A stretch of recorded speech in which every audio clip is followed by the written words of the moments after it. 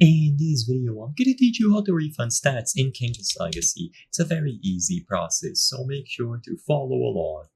There are three main ways of getting stat refunds in King's Legacy. So the main one, if you don't want to spend Robux, is going to be from Drago.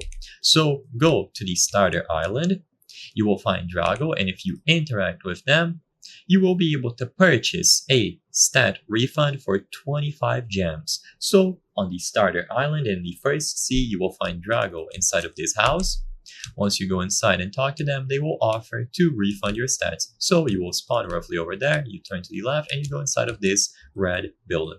You will find Drago in the corner, and you can purchase it for 25 gems.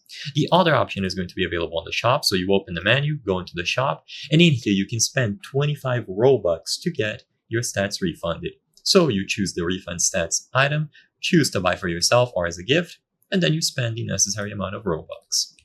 Now, the last option is going to be through codes. So if you get a specific code, you can potentially redeem it to get a stat refund. So usually they will share these periodically on places like Twitter and other communities. And once they post these codes, they will be available for a limited time, maybe some hours, maybe a full day. You enter the code here and you redeem it. Sadly, for this video, I don't have any codes to showcase. So these are going to be the three main options. Again, the first one is going to be through Drago inside of the starter island on the first sea.